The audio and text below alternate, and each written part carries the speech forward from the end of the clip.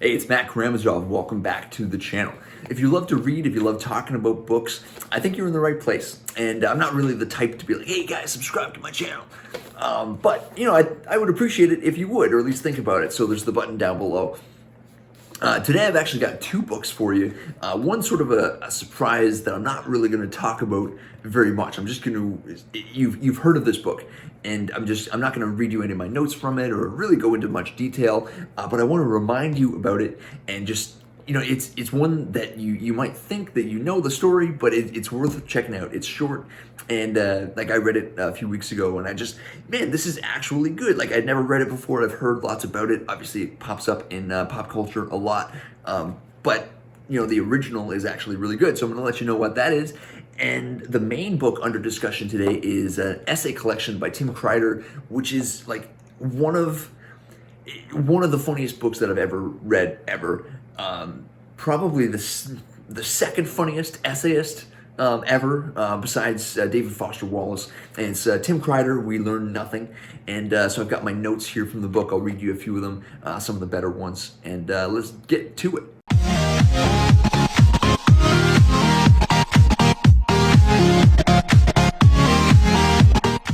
All right, so the essay collection, We Learn Nothing by Tim Kreider. It starts off with an essay about him getting stabbed in the throat by a stiletto.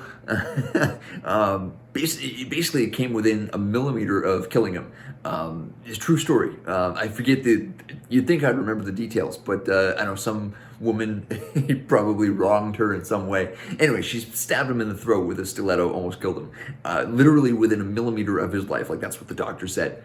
But the essay is about him just being so insanely grateful for being alive, and which is something that I try to cultivate every single day. And it's funny, and like he starts off by saying that I wish I could recommend the experience of not being killed to everyone. So that sort of sets the tone for what you're in for. But he says that the trick is that to get the full effect, you have to be genuinely uncertain that you're going to survive. So obviously he was like touch and go there for a little bit, whether he was actually going to make it. But once he did, he was like, holy shit, I came so close to not being here anymore. This is amazing. Maybe I should like pay attention and actually, live more fully, which is, again, what I try to do every single day of my life. So again, excellent first introduction. That wasn't even close to the funniest essay in the whole thing, though. That title belongs to one that's called You Can't Stay Here. It's about him getting older. Basically about him being the oldest that he's ever been. And man, like, I'm also the oldest that I've ever been. And it's like, it's so funny. I would do it a disservice, like an injustice to sort of, to give it a synopsis or summarize it and give you like, try and like recreate some of the jokes or it's so funny. Like honestly, I can't recommend it enough. It's a great essay. But what I will do is run through some of the other quotes from the book, and maybe one from that story as well. It's really too good to let go.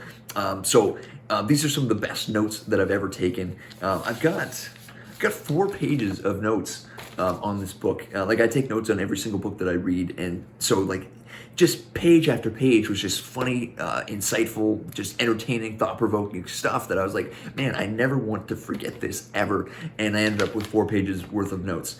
And actually, the notes are in the video description, and you can get all of them down below on my Patreon as well. So moving forward, he says, whenever some ruined person decides to take it out on the world, you have to ask, why doesn't this happen every single day? True. Past Tim remains forever beyond the reach of justice. The only one I can punish is future Tim. Man, I cracked myself up just reading it, just thinking about how much I loved reading these essays.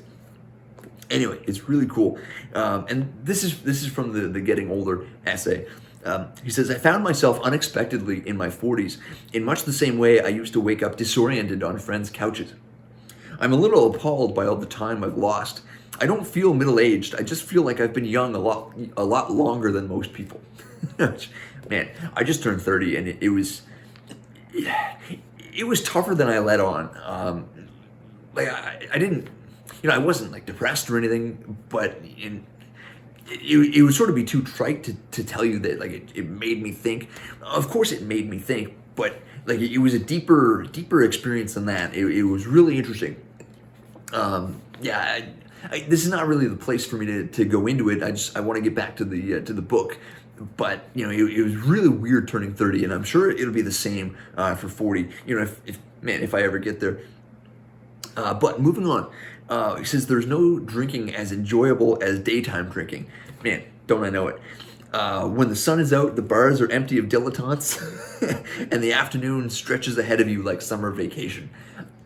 Day drinking is amazing. It's probably my favorite thing to do. When I was living in St. Petersburg, Russia, summertime, it was like gorgeous out, super warm, and you can drink in the street basically. So you buy, you go into convenience stores just on the corner or what have you, and pick up a beer and walk out of the store with it and just enjoy it on a bench. And I did that basically. I saw St. Petersburg just walking around, and I think sort of like the locals sort of look down on that. They're like tourists. It's a touristy thing to do.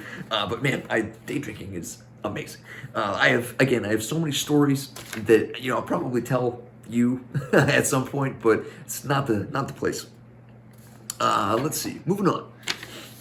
Okay, so he describes something that he calls the soul toupee, like SOUL toupee. And I'll read you the description, and like just think about how true this is, and just like you've seen this before, you've felt this, you've realized this. The soul toupee. The thing about ourselves we are most deeply embarrassed by and like to think we have cunningly concealed from the world, but which is in fact pitifully obvious to everybody who knows us. So yeah, man, it's so, I don't even want to think about what that is, like what my own soul toupee would be, but I'm sure I have one. Man, it's okay. So this one, this essay is about a friend of his who died. His name was Skelly. I forget. I think it was the guy's last name. It must have been. Who the fuck names their kid Skelly? But anyway, it was one of the funniest.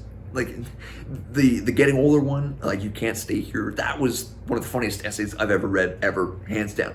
This one, man, I was like laughing, just crying, wiping tears from my eyes from laughing so hard. Like this was amazing.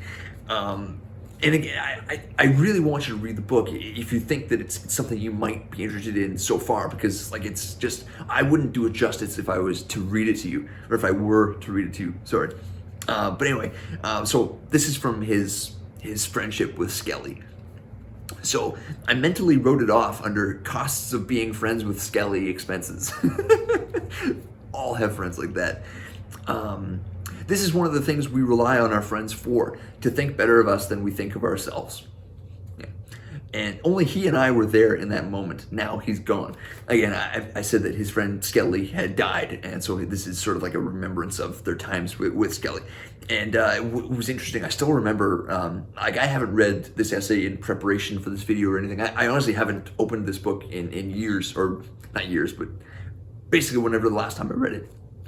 And I remember like this guy Skelly basically wasn't who he tried to portray himself as. Like he had a much more difficult life than his friends ever knew, and they only really found out later when they were cleaning out his house, like how difficult, like how much of a mask that he was wearing, and like how much of a, like he was genuine, like he was a real friend, but like he had sort of like pain points, like just suffering, like secret sufferings that his friends didn't know about. And it was really, it was sad and funny, which is like interesting. Like the best writers can do that in a single essay. So again, just I highly recommend this book.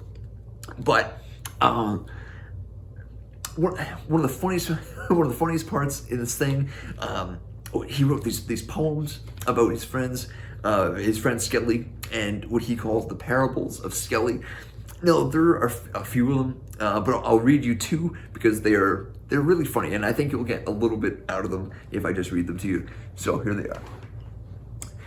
One is called "The Felling of the Raiment," or the raiment, garments. Now a dispute arose between the four friends, and discord was sown among them. but the Lord smote Skelly's garment, so it fell upon the earth. And at once the company was overcome with mirth, and lo, their wrath was forgotten. Man, like, this is the first time I've read it out loud since reading it the first time. It kills me. This one is equally funny. The walking in the water. It came to pass that they were overcome with strong drink, and took their rest upon a landing. Skelly went alone unto the edge of the water, and was lost to their sight in a mist.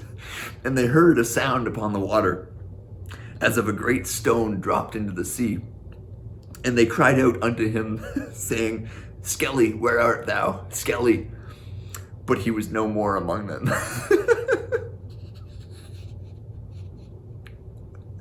Sorry. Fuck. Oh man, it kills me. Yeah. Anyways, this is one of my favorite essays from the whole thing. Okay. Okay, I've somewhat composed myself, ready to keep going. But I meant for this to be a much shorter video, so like I do want to just read you some of these like great quotes from the book. Maybe it'll inspire you to pick up what I think is a great essay collection. But again, I don't want to spend a whole lot of time, so I'm gonna move a little bit faster than I planned on. So these are just direct quotes from the book, pretty much. He says, I'm afraid most people choose political parties based on the same question they ask about regular parties. Who else is going to be there? Interesting. Let me propose that if your beliefs or convictions matter to you more than people, if they require you to act as though you were a worse person than you are, you may have lost perspective. So he can be serious as well. I mean, these aren't just like fun and games essays, although they are. I mean, even that one that, you know, where it appears in, like, it's funny, it's entertaining, but there's, you know, serious side too. Yeah, and this, I love this quote too. It's tempting to read other people's lives as cautionary fables or repudiations of our own, to covet or denigrate them instead of seeing them for what they are. Other people's lives, island universes, unknowable. Very true. Island universes. Again, like, that's a phrase that pops into my head just randomly, still today, like years after reading this. Okay. Yeah, he says, it's easy to demonstrate how progressive and open-minded and loyal you are when it costs you nothing. Very true. I finally accepted that I was going to have to file this under things I'm never going to understand, a mental file already crammed to overflowing. And this is interesting. I wonder if this same fear isn't beneath our 21st century intolerance for waits and downtime and silence. It's as if we all had to stand still and shut up and turn off all our machines for 1 minute, we'd hear the time passing and just start screaming. So instead, we keep ourselves perpetually stunned with stimuli, thereby missing out on the very thing we're scared of losing. Again, it's just one of those things, like, you think about a long time after reading the essay, and it's so wonderfully and beautifully put. Yeah. And then all those tedious interstitial moments, remind me to use that word more often, interstitial. All those tedious interstitial moments we can't wait to get through make up most of our lives. We don't even think of stairways as places in themselves, only as a means to get somewhere else. So I try to sort of pay attention when I'm driving. So I'm saying that makes obvious sense. I do pay attention when I'm driving, but even like when I'm walking to the kitchen or like making my food as opposed to eating it, and eating it as well, and like setting up the camera, you know, to shoot this video, you know, like that's part of life. You know, I'm enjoying shooting the video, but I also enjoyed setting up my camera to do it and arranging all these books and, you know, marking off which quotes I wanted to read from my notes and stuff like that. You know, like that's all part of life. Those are the, you know, what some might find like tedious interstitial moments, but all of them make up what our lives are. Yeah. And then, yeah, last one. This was just funny and no context needed, although you'll get it right away. He said, it seemed so presumptuous, like strangers showing up on your doorstep expecting you to switch religions before they leave. Love it. All right, so that was We Learn Nothing by Tim Kreider. Again, I linked to the book down below. It's definitely worth checking out. But I also I promised another book recommendation, just like a flash recommendation, and that is somewhat surprisingly to me and maybe to you, The Strange Case of Dr. Jekyll and Mr. Hyde by Robert Louis Stevenson. And like, it's really short. It's like 90 pages, 80, 90 pages. And it's, I read it on like a rainy, stormy, like winter night, and I was pretty much by myself overnight, just drinking my coffee, reading, Robert Louis Stevenson, and it was the right mood. And like, I wouldn't call it a scary book. Like, I wasn't like scared, but it's certainly, off-putting, creepy, you might call it, and just like and also like something to think about as well. Like, the whole idea is that these two people exist within all of us. But I told you before I wasn't going to dive into like a great big summary or synopsis or anything. I just want to mention casually at the end of this video that I really, really enjoyed Dr. Jekyll and Mr. Hyde. So, like I said, it's like, we already know the story. It's like, why read it? Of course, one guy turns into another, randomly, and then you know the story. But reading it actually was worth it for me. So I'll leave it there. Thanks for sticking around to the end of the video. If you want to get my best book recommendations via email, there's a link for that down below in the description, and you can get all my book notes, stuff like that, and lots of stuff down there. I really hope you come back to the channel at some future date when we talk about more books and just stuff like that. So yeah, I'll see you then, and cheers. Have a great day. I don't waste time, no, I make time. All these people wanna hate, fine, I'ma make mine. While you sitting there complaining, I'll be training. While you sitting there just waiting, I'm creating. Yeah, sometimes I think that I'm unstoppable.